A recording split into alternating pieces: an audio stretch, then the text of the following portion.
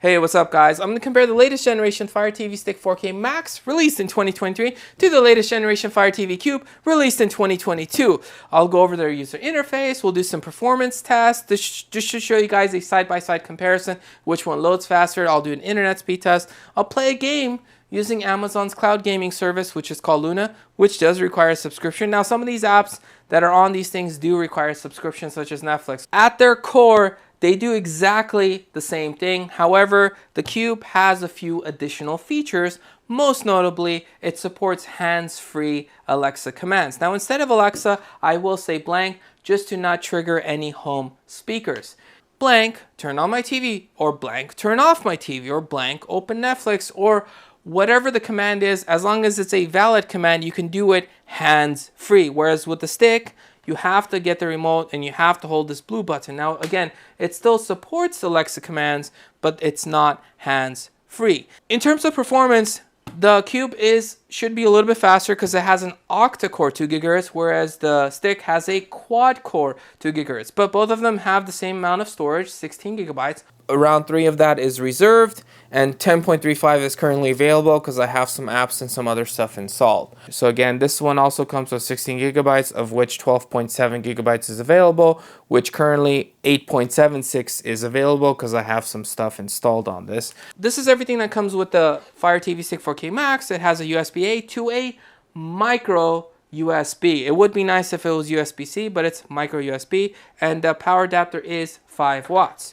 Now, this is the Fire TV Stick 4K Max, HDMI port directly to your TV, power is via micro USB, and you should be good to go. However, if this is too thick, which is the case for me to fit inside my TV because it blocks the other HDMI ports, I can actually use this with the adapter, which is the way I actually use it. So this adapter comes in the box, but it is an optional accessory.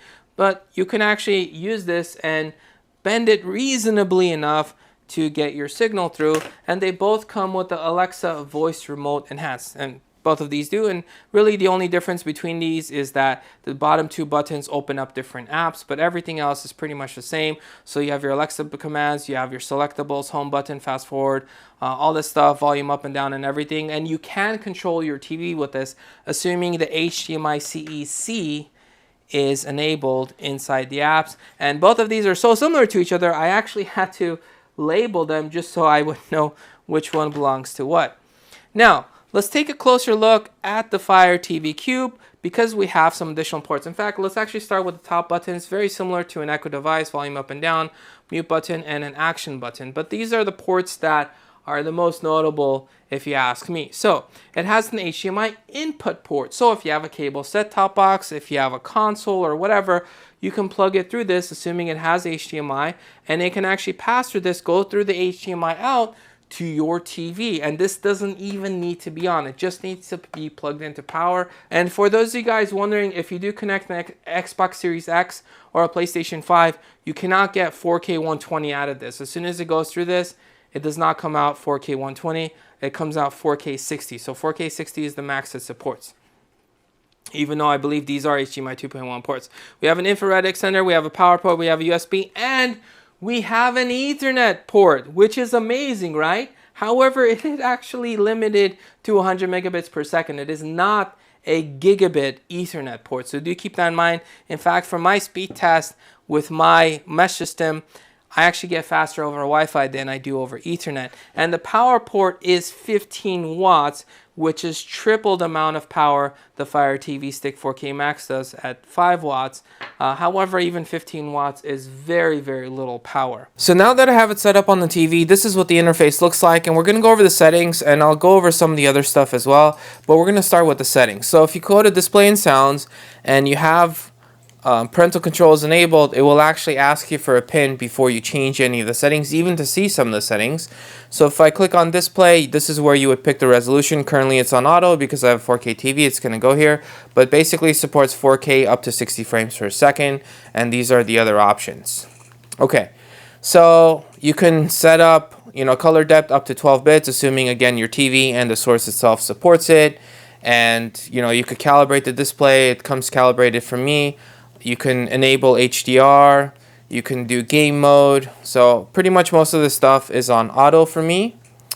And then you can this HDMI CEC allows your remote to control your TV as well, which is nice. And if we go to audio and video diagnostics, this is where it pretty much, assuming it detects this stuff, this is what the Fire TV Stick 4K Max is capable of. So on the left, you can see Dolby Atmos, Digital Plus, all that stuff. And on the right, you see the video quality. So 4K 60, HDR10, even has Dolby Vision and stuff. So here, if I click this, it will show it a sample of just this stuff. So there that is. So basically, obviously very good, very high quality resolution as you would expect.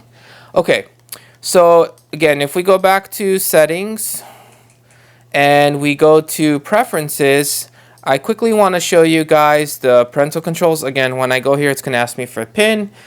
So if I go to parental controls, it's currently on. I could turn it off. I can PIN protect purchases. So in case you have kids and they're accidentally clicking on a movie, it won't actually purchase it unless there's a PIN. So you could do that. You can set viewing restrictions. You could basically say, oh, for young adults, I can set a lock that if you're watching anything with the 16 plus or TV 14 rating, it's going to ask you for a PIN. Or you could say, you know what, that's fine. I could leave that alone. So that's pretty much it in a nutshell. Again, Print Protect app launches as well in Amazon Photos, and you could change your PIN. Now with the Fire TV Cube, we're going to go through the similar things that we did with the Fire TV Stick, starting with displays and sounds. And again, if you have parental controls enabled, it's going to ask you for your PIN. So 4K 60, assuming your TV supports it. So it supports pretty much 720p all the way to 4K. Color depth is pretty much the same at up to 12 bits. We have always HDR, we have game mode, and we have a super resolution, which is supposed to improve your resolution for a sharper picture. So HDMI CEC, which allows your remote to control your TV and other devices. And audio and video diagnostics is pretty much exactly the same for the Fire TV Stick as it is for the Fire Cube. So again, if I play this, it's going to be that same very nice picture quality and audio quality as you would expect.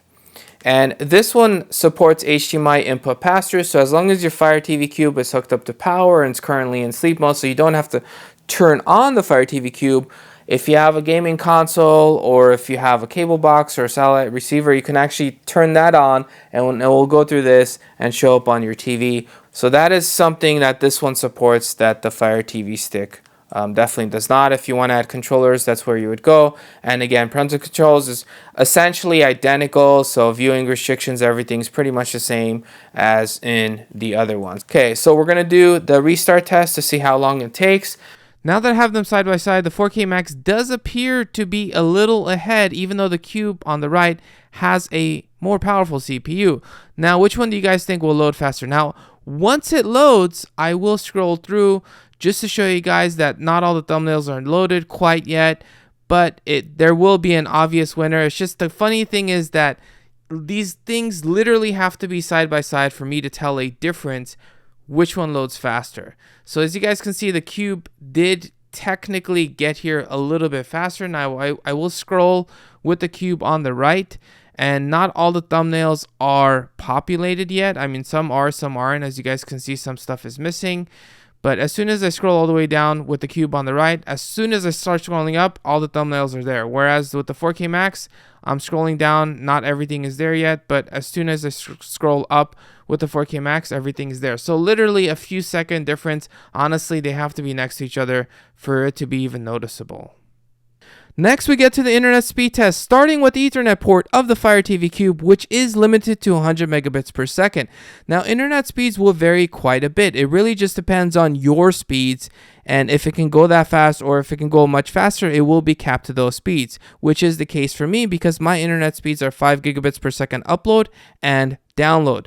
Now, I am going to walk around, unplug the Ethernet cable, and we're going to do a Wi-Fi 6E side by side between the 4K Max and the Fire TV Cube to see what speeds they get over Wi-Fi. And I will use my Galaxy S23 Ultra afterwards and do a speed test on that just to show you guys the differences in speed between my phone and these streaming devices. And there's a huge difference between them. Now, as you guys can see, the Fire TV Cube on the right is getting faster speeds overall versus the 4K Max on the left. This can also be from interference because the 4K Max happens to be behind my TV, where the Fire TV Cube is more out in the open. Now, I did put the cube next to my speaker. I was trying to create just a little bit of artificial interference to make it kind of even, but even in the case, I mean, there's not a huge difference between them, but the cube did get slightly faster speeds, as you guys can see. Now, both of these speeds are more than adequate enough to watch 4K footage of pretty much 4K movies and shows and stuff on Netflix and Prime, so good to go there. But I genuinely want to show you guys how fast it is, literally on the same network, literally with another Wi-Fi 6E device. And it literally, I mean, I keep saying that, but literally it's just about 10 times faster on my phone versus at least the 4K Max. So a huge difference in speed, and all three of these devices are Wi-Fi 6E. And again, I have a compatible Wi-Fi 6E router, so that's why I wanted to show you guys the speeds. Now, the internet speeds translate to load time. So we're going to start with the Fire TV Cube on the right side. I'm rewinding back the video. I press play. Within less than a second, it's already there. The same is true with the Fire TV Stick 4K Max. I'm fast forwarding the video. I press play. Within less than a second, it's already there, loaded and playing. Now, I'm going to do the same test for Amazon's cloud gaming service called Luna, which does require a subscription. But essentially, because it is a cloud gaming service, it's heavily dependent on your internet connection. And because these two were fairly similar to each other, the load times are pretty much almost identical. Honestly, if they weren't next to each other, it would be really hard to tell the difference apart. And yes, this video is fast forwarded. This particular game takes a little bit longer than normal to load. And this is the quality you could expect during gameplay, so it's normal quality. Don't expect, PlayStation 5 level or Xbox Series X level quality, but it's normal for pretty much a streaming device. So we got to keep that in mind. Again, it is cloud-based gaming, and it really depends on your internet speeds. Now let's get to the commands you can use via Alexa. So if you hold this blue button, and one cool thing is if you have Ring cameras, while you're holding this, you could say, "Show front door cam." And what that will do is, assuming you say the correct name of your camera, it will load. And if you hold this button, you can actually talk into it. You can do minimize, and then you could say dismiss picture in picture. And you could do this with pretty much any Ring camera that you have. You can also, with the commands, you can say open Netflix. And it will just open Netflix. So you don't actually have to find that. You could say that and then, click play, and then you're good to go, essentially. If you guys want to take a second to mute your devices, because I will give one or two commands, but we'll start off by using the button just like you do on the Fire TV Stick and say, show front door cam. Okay. And even while I was talking, it figured it out, which is good.